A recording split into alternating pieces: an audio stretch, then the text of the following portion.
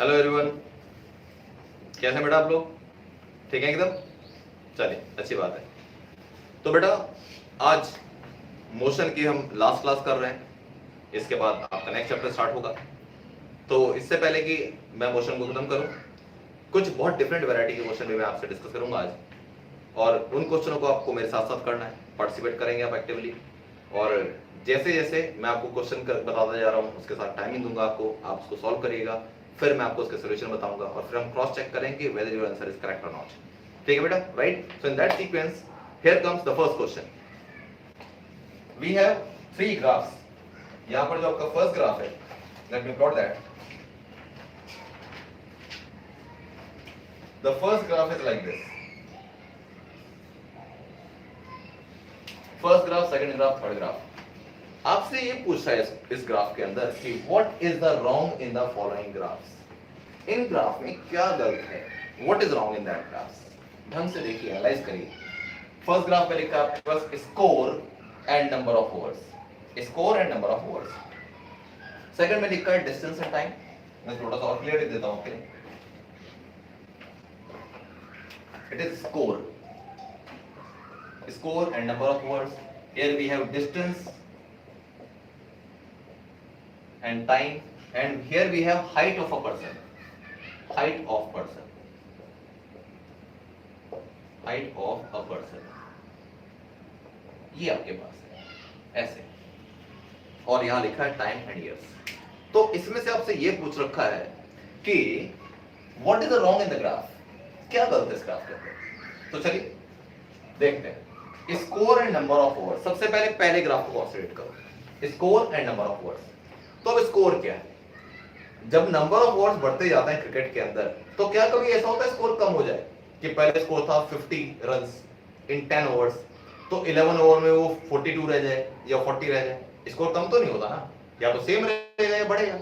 यहां पे क्या है कि स्कोर पहले बढ़ा, नंबर ऑफ ओवर्स के साथ स्कोर पहले इंक्रीज होता है, फिर डिक्रीज हो रहा है और फिर इंक्रीज हो रहा है। तो what is the wrong part of the graph? Check करो दिस पार्ट, ये जो पार्ट दिख रहा है आपको, ये लाइन वाला, this is wrong part in the graph. ये पार्ट रॉन्ग है because score can not decrease with the increment of number of overs. ठीक है बेटा, अब बात करते हैं सेकंड की, डिस्टेंस और टाइम की। डिस्टेंस और टाइम में क्या है? डिस्टेंस टाइम ग्राफ दे रखा है, आपसे पूछा है what is the wrong in the graph, क्या गलत है इस ग्राफ के अंदर। तो देखिए, टाइम के साथ साथ डिस्टेंस पहले बढ़ा, इंक्रीज हुआ, फिर टाइम के साथ डिस्टेंस सेम रहता है, और फिर टाइम के साथ डिस्टेंस कम हो जाता है। प्लस एक चीज और, अगर आप ग्राफ को चेक करें तो इसके हिसाब से मान लो यहां 4 सेकंड आते हैं, तो ग्राफ के एंड के हिसाब से 3 सेकंड आता है। मतलब 0 सेकंड से ग्राफ शुरू हुआ, टाइम बढ़ता गया, डिस्टेंस बढ़ता गया, फिर डिस्टेंस फिक्स हो गया यानी कि ऑब्जेक्ट एट रेस्ट, और उसके बाद क्या हुआ, उसके बाद यहां अगर 4 सेकंड थे तो ग्राफ इसके पीछे आगे खत्म होता है। तो क्या ये पॉसिबल है कि 4 सेकंड के बाद 3 सेकंड आ जाए? नहीं पॉसिबल है। That means this graph indicates negative time या reverse time.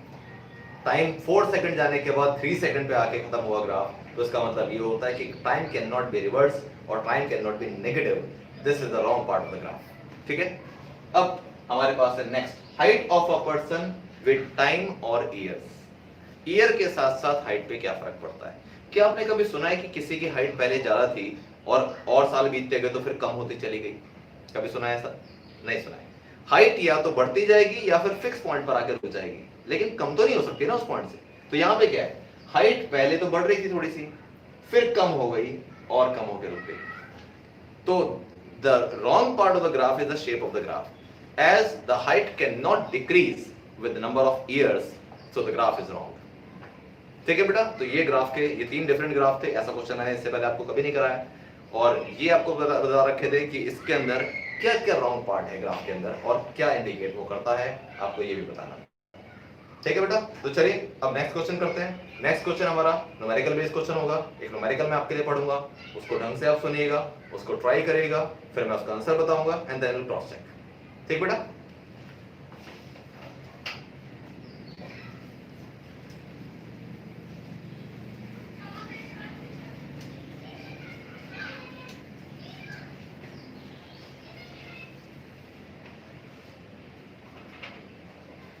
Let's see the second question. तो आपका बच्चे जो सेकंड क्वेश्चन है आगे, this question is again from a graph, ठीक है। ग्राफ के ऊपर ही पहले मैं ग्राफ बता देता हूं, फिर न्यूमेरिकल बेस्ड क्वेश्चन करेंगे जब हम ग्राफ की बात कर रहे हैं। वी हैव सेकंड क्वेश्चन, आपको एक ग्राफ दे रखा है like this 0 4 8 12 and here is 0.4 0.8 1.2 1.6. Here we have time in hours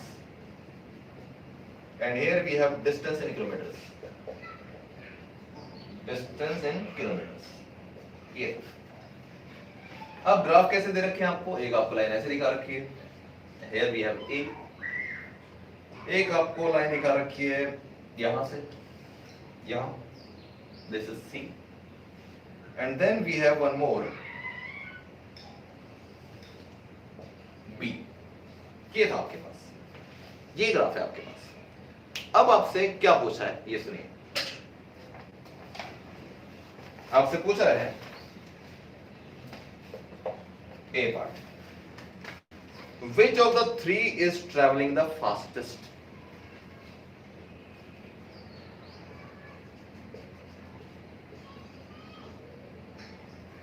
Which of the three is traveling fastest?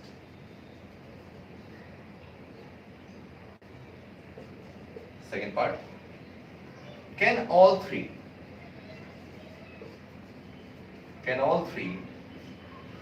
ever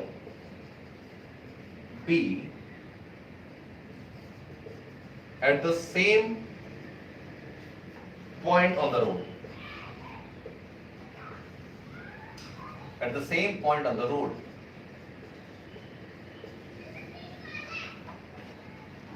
ठीक है, then C part.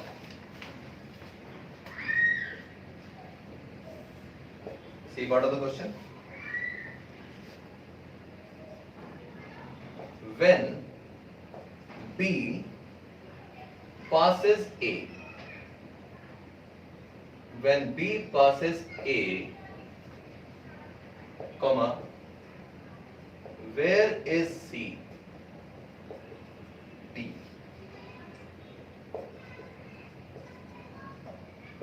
How far did B travel?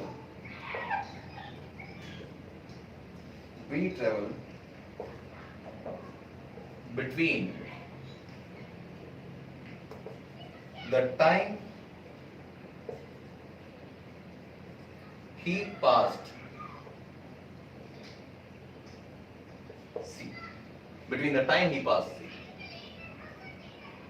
ये था बेटा आपके पास, ये चार पार्ट से इस क्वेश्चन के, ढंग से सुनिए, एनालाइज करिए, ठीक है, and then we will discuss कि इसका क्या आंसर होना चाहिए, ठीक है। सो टेक 1 मिनट, सारे आंसर आप खुद से देखिए क्या इसके आंसर आने चाहिए, फिर मैं डिस्कस करता हूं कि इसको किस तरीके से सोचना था और इसका आंसर क्या होगा, ठीक है बेटा, ट्राई दिस।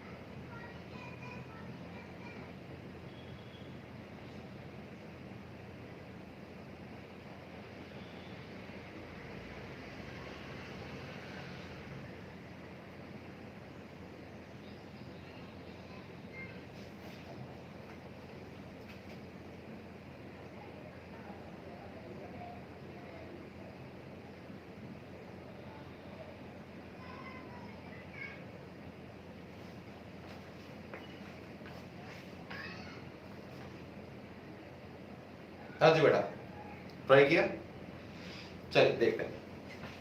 तो फर्स्ट था which of the three is travelling fastest, तीनों में से सबसे तेज कौन चल रहा है। एक बात ध्यान रखना बच्चे, इन डिस्टेंस टाइम ग्राफ, अगर डिस्टेंस और टाइम ग्राफ होता है तो अगर लाइन नीचे हो, एंगल अगर छोटा बन रखा हो, which is called slope. If the slope is less, speed is less. And if the angle is more or the slope is more, then the speed is more. जितना छोटा एंगल होगा उतनी कम स्पीड होगी, जितना बड़ा एंगल होता जाएगा उतनी ज्यादा स्पीड होती जाएगी। तो अब आप देखो कि इन तीनों में से सबसे ज्यादा स्पीड किसकी है, सबसे ज्यादा एंगल किसने बनाया? ए वाले ने बनाया, सॉरी सी वाले ने बनाया इतना एंगल, ए वाले ने बनाया इतना एंगल और बी वाले ने बनाया इतना एंगल। तो सबसे बड़ा एंगल जो बनाया वो बी ने बनाया, क्योंकि बी वाला यहां से यूं जा रहा है। So the angle made by B is maximum, that means the speed of B is maximum. तो चेक करें इसको जरा। तो फर्स्ट क्वेश्चन आपके पास था, in the given graph which of the three is travelling fastest. तो आंसर था हमारे पास क्या? हमारे पास आंसर है इसका B, as its slope is maximum. हमेशा अपने आंसर का एक्सप्लेनेशन जरूर दें, as its slope is maximum. ठीक है, अब बात करते हैं, can all three ever be at the same point on the road. क्या ऐसा कभी हुआ कि तीनों की तीनों एक ही पॉइंट पर कभी थे रोड के, सारे एक साथ मिले? नहीं। चलो देखते हैं। देखो बेटा, इंटरसेक्शन जहां पे होता है वहां पर दो लोग मिलते हैं आपस में। बी पॉइंट, बी ए जा रहा है, सी ए जा रहा है, ये दोनों यहां मिल गए। ठीक है, अब जरा यहां देखो कौन कौन मिल गए। यहां कौन कौन मिले? ए यहां पे जा रहा है, सी यहां पे जा रहा है, तो ए और सी का इंटरसेक्शन यहां पे हो गया। ठीक है, यहां कौन कौन मिल गए? बी वाला यहां पे मिल गया और ए वाला यहां पे मिल गया। क्या कभी ऐसा हुआ कि किसी एक ही पॉइंट पर तीनों लाइन इंटरसेक्ट कर रही है? क्या हुआ कभी ऐसा? और अगर ऐसा नहीं हुआ तो इसका मतलब ये है कि they never meet at the same point. Means can all three ever be at the same point on the road? Answer is no. ऐसा बिल्कुल नहीं हुआ कि तीनों के तीनों पॉइंट एक लाइन पे। ठीक है बेटा, या तीनों की तीनों लाइन एक ही पॉइंट पर आई। Next is when B passes A where is C. When B passes A where is C. B जब ए को पास करता है, बी ए को कहां पास करता है? यहां पास करता है, ये पॉइंट। देखो बी और ए का इंटरसेक्शन यहां हुआ है, ये ए की लाइन है, ये बी की लाइन है, दोनों यहां इंटरसेक्ट करते हैं। When B passes A where is C. C कहां पे है उस टाइम पर? तो सी यहां पे था, ये लाइन है सी की, तो सी यहां पे था, तो आपको यहां से ये करना है और यहां से लाइन मिला देनी है ये। तो जब ए और बी आपस में पास करते हैं तो उस टाइम सी कहां पर है? सी इज एट दिस पॉइंट, यानी कि एट 6 मीटर। ये 4 है, ये 8 है, तो ये 6 होगा। तो इसका आंसर क्या हुआ हमारे पास? At 6 meter. 6 मीटर के डिस्टेंस पे था। ठीक है, वो ग्राफ से पता लगेगा। नेक्स्ट है, how far did B travel. How far did B travel between the time he pass C. How far did B travel between the time he pass C. B वाला जब सी को पास करता है तो बी वाला उस टाइम कितना चल चुका होता है?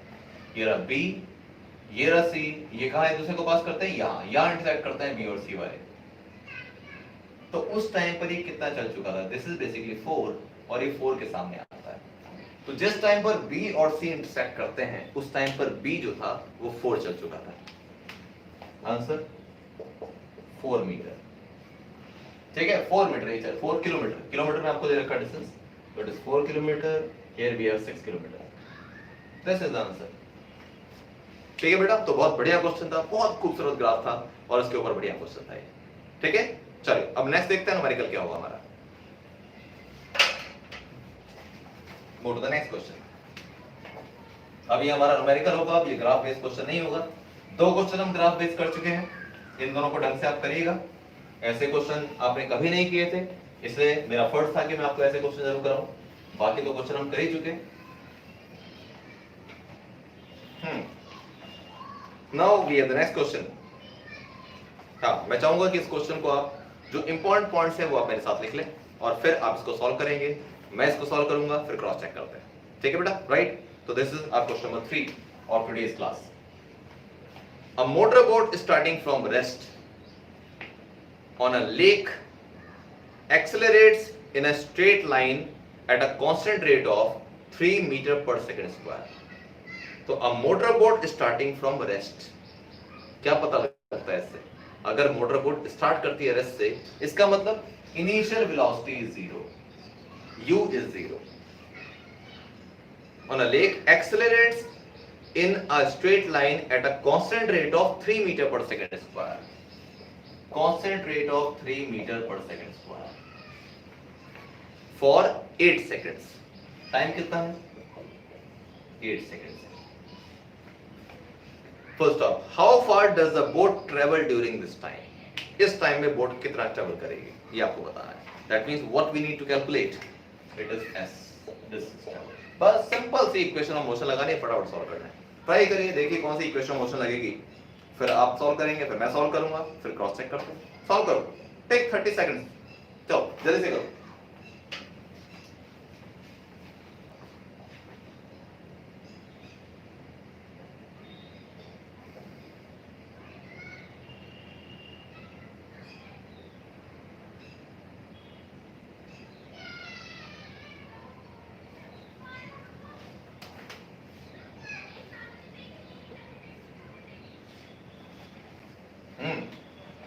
Second equation of motion s equals to ut plus half at square. ये लगा इसके अंदर. u is 0, time 8 seconds plus half acceleration 3 time 8 seconds, तो 8 का स्क्वायर. स्क्वायर करना नहीं बोलना है, कई बार छूट जाता है हमसे एग्जाम में. 0 प्लस, कई बार बच्चे क्या गड़बड़ करते हैं, 8 में हाफ को पहले ऐड कर देते हैं. भाई बॉड मास रूल याद होना चाहिए, ठीक है. पहले मल्टीप्लिकेशन होगी, बाद में एडिशन. हाफ इंटू 3 इंटू 8 का स्क्वायर हो गया 64. कितना आ गया हमारे पास? 32. तो 32 इंटू 3 इज व्हाट? 96. डिस्टेंस कर टू 96 मीटर. ये आपका आंसर, ठीक है. ये आपका आंसर आना चाहिए 96 मीटर, ठीक है. चलो बेटा नेक्स्ट क्वेश्चन के ऊपर. नेक्स्ट क्वेश्चन देखते हैं. Next question which will be your question number 4 of today's class.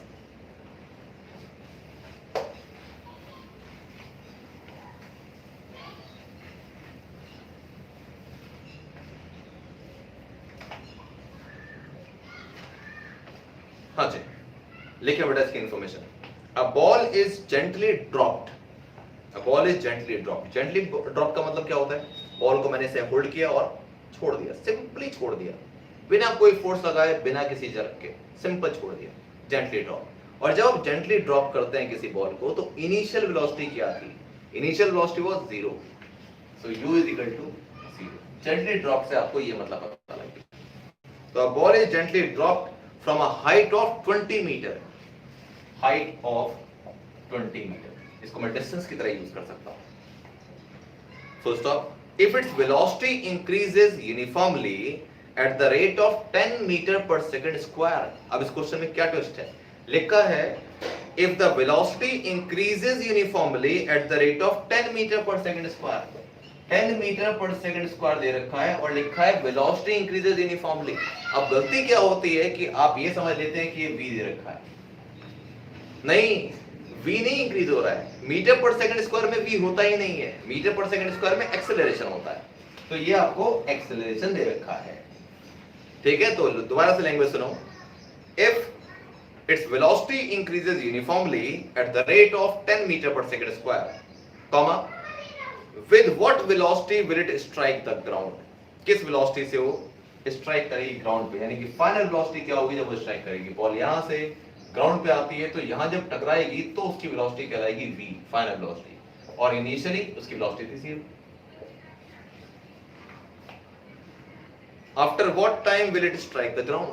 कितने टाइम बाद वो ग्राउंड पे स्ट्राइक करेगी. दो चीजें निकालनी है आपको, v निकालना है और टाइम निकालना है, ठीक है. ट्राई करिए, पहले आप ट्राई करिए, फिर मैं इसका सॉल्यूशन बताता हूं और क्रॉस चेक करते हैं, ठीक है. 30 सेकंड्स का टाइम है आपके पास. ट्राई करिए.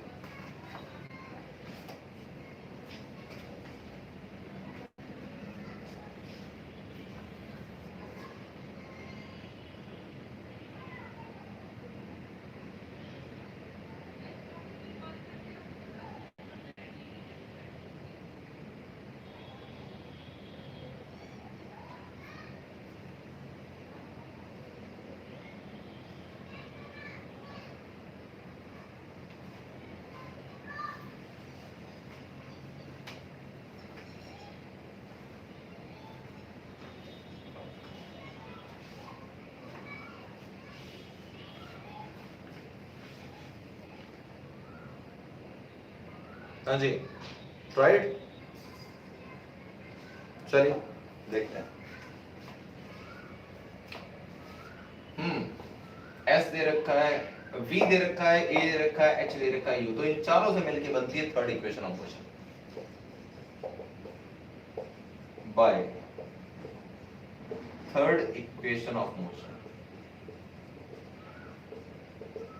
Bye third equation of motion v square minus u square is equal to 2as।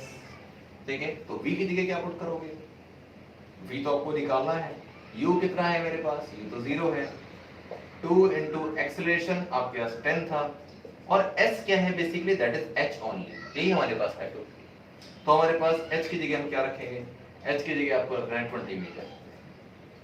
तो v स्क्वायर आपके पास आ गया 2 2 जा 4, 40 इंटू 10 400। तो v इज इक्वल टू 100 400, और 104 होता है आपके पास 100 400 होता है 20 मीटर पर second. This is the velocity when it strikes the ground. जब ग्राउंड पे स्ट्राइक करेगी तो उसकी वेलोसिटी ये होगी। ठीक है बेटा, राइट। अब टाइम निकालना है, तो टाइम निकालना आसान काम है। फर्स्ट इक्वेशन ऑफ मोशन लगा लो, by first equation of motion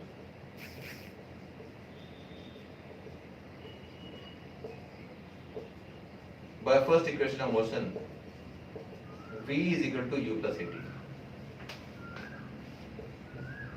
20 is equal to 0 plus acceleration 10 into time आपको निकालना है। ठीक है, तो कितना आता है? 20 is equal to 10t, और t is equal to आ जाएगा 2 seconds। ठीक है, when you divide them you will get 2 seconds।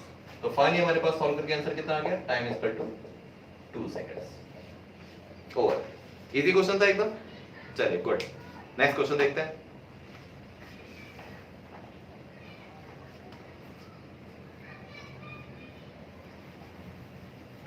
This will be your question number 5 of today's class.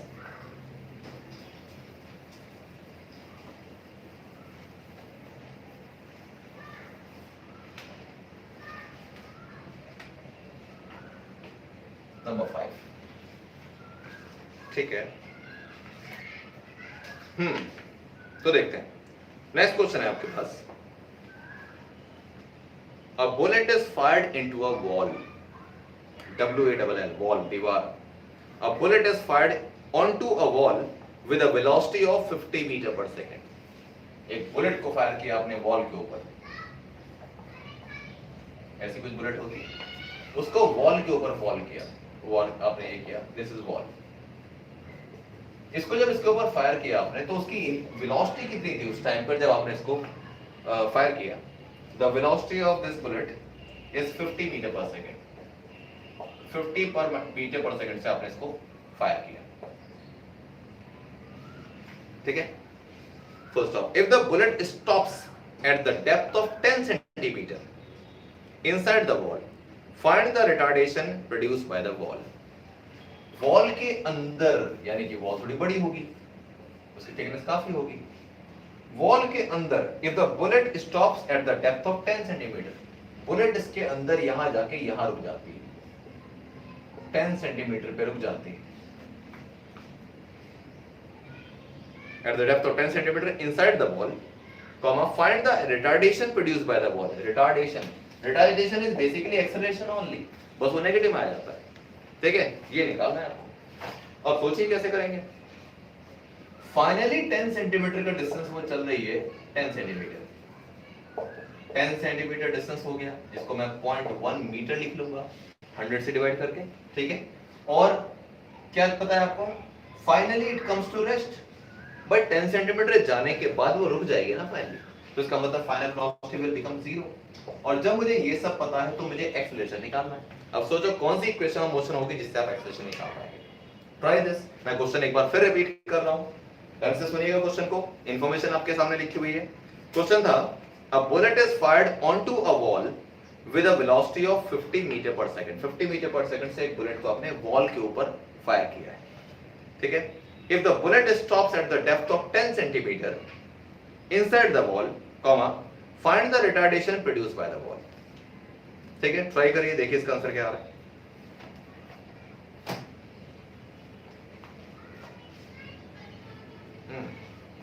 30 second, 30 second है आपके पास इसको सॉल्व करने के लिए, जल्दी से।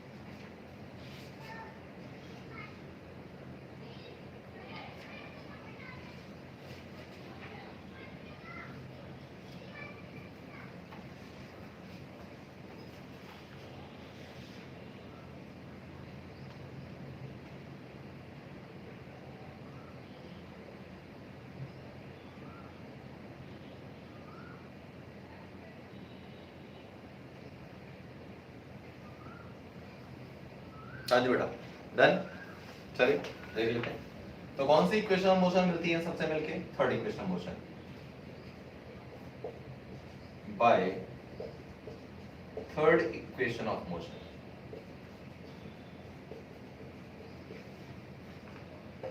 v square minus u square is equal to 2as, 0 square minus u is what, 50 square is equal to 2 into acceleration we don't know, displacement भी no 0.1, ठीक है। तो कितना आ गया, माइनस का 2500, 50 का स्क्वायर हो गया 2500, माइनस साइन बाहर था, 2 into 0.1 is 0.2 into एक्सेलरेशन, तो एक्सेलरेशन कितना निकल के आ गया, माइनस 2500 अपॉन 0.2। डेसिमल जब आप हटाएंगे यहाँ से एक जीरो आ जाएगा, तो 25,000 को जब 2 से डिवाइड करेंगे तो यू विल गेट माइनस 125, 250 को 2 से डिवाइड करते हैं 125 आता है और साथ में 2 जीरो, इतने मीटर पर सेकंड स्क्वायर। ये आपके पास आंसर आता है माइनस 12500, 12,500 मीटर पर सेकंड स्क्वायर। और नेगेटिव साइन क्यों आ रहा है, negative sign indicates that retardation is taking place, retardation हो रहा है, finally it will come to rest, रुक जाएगी फाइनली, ठीक है बेटा। चलिए अब एक नेक्स्ट क्वेश्चन हम कर रहे हैं, जो वो नेक्स्ट क्वेश्चन आपका है एवरेज वेलोसिटी के, एवरेज स्पीड के ऊपर, तो ढंग से सुनिएगा, उसको ट्राई करिए।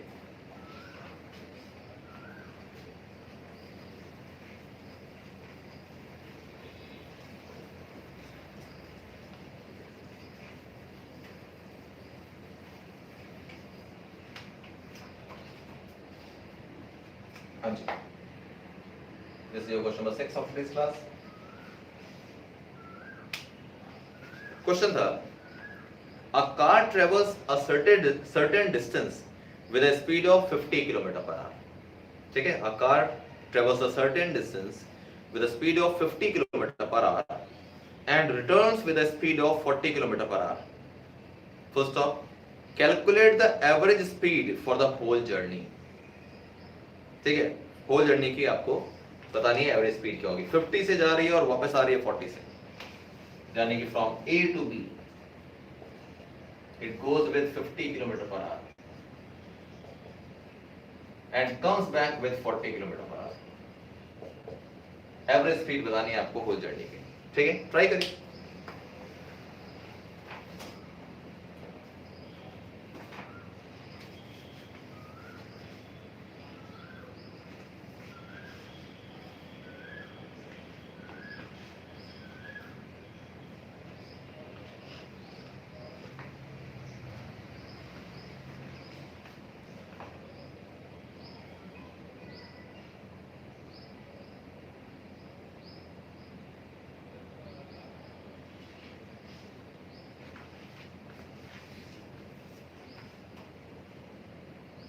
Yes, find the average speed.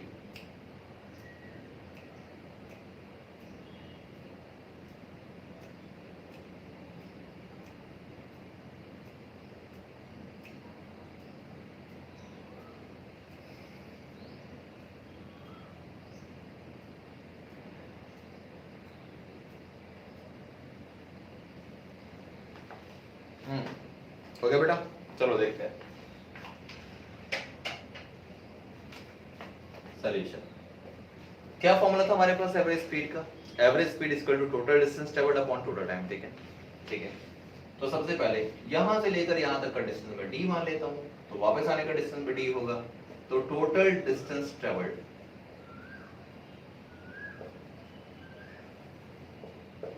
Is equal to d plus d is equal to 2d। ठीक है, अब बात करते हैं time taken. Time taken from A to B, A से B के लिए कितना टाइम लगता है, तो वो आपके साथ आता है T1 इक्वल टू डिस्टेंस यहां से आता कितना हुआ D अपॉन यहां से आता स्पीड कितनी थी 50 किलोमीटर पर आवर। इसी तरीके से time taken from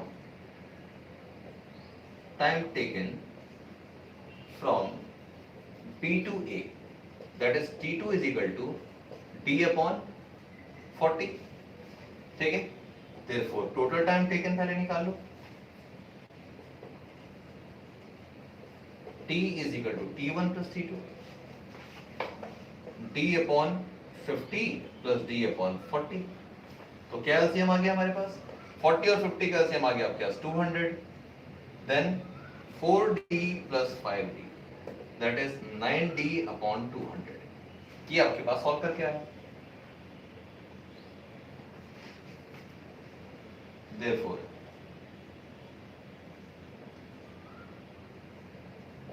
average speed total distance traveled upon total time taken T1 plus T2। Solve कर लेते हैं इसको, कितना आएगा हमारे पास सॉल्व करके आप,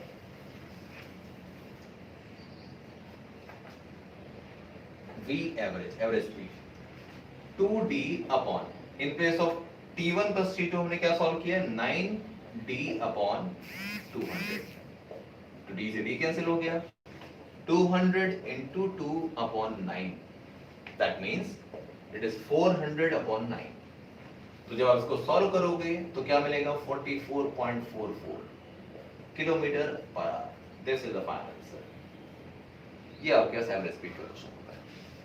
ठीक है बेटा, राइट। तो चलिए आज के लिए हम इतना ही करेंगे बेटा, और नेक्स्ट क्लास जो आपकी होगी, ठीक है, उसके लिए आप मेंटली प्रिपेयर रहें, that will be for forces and laws of motion. Next chapter start करेंगे, ठीक है बेटा, तो उसके लिए आप रेडी रहिएगा। ठीक है, तब तक आप मोशन की काफी प्रैक्टिस करें, जितने भी आप क्वेश्चन आंसर कर सकते हैं अपनी अलग अलग रिफ्रेशर बुक से वो आप करिए। कुछ क्वेश्चन आप मुझसे भी ले सकते हैं, you can ask for me to give the questions. ठीक है, अलग अलग वैरायटी के क्वेश्चन कर सकते हैं, 1 मार्कर क्वेश्चन कर सकते हैं, 2 मार्कर क्वेश्चन कर सकते हैं, न्यूमेरिकल्स कर सकते हैं, ग्राफ्स कर सकते हैं, बहुत सारी वैरायटीज के अंदर। ठीक है बेटा, तो you can demand the question from me also. ठीक है बेटा, तो इसकी अच्छी प्रैक्टिस करिए, और ये चैप्टर आपका बहुत अच्छा होना चाहिए। कोई ऐसा क्वेश्चन नहीं बनना चाहिए किसी भी बुक का जो आपको ना आता हो। अगर आपको कोई भी डाउट हो, किसी भी तरीके का लगता है कि कोई भी पर्टिकुलर बुक थी जो भी आपने कहीं से भी निकाल ली हो, उस बुक का आपको कोई क्वेश्चन है जो समझ नहीं आया, तो आप मुझसे पूछ सकते हैं। ठीक है बेटा, so take care, all the best.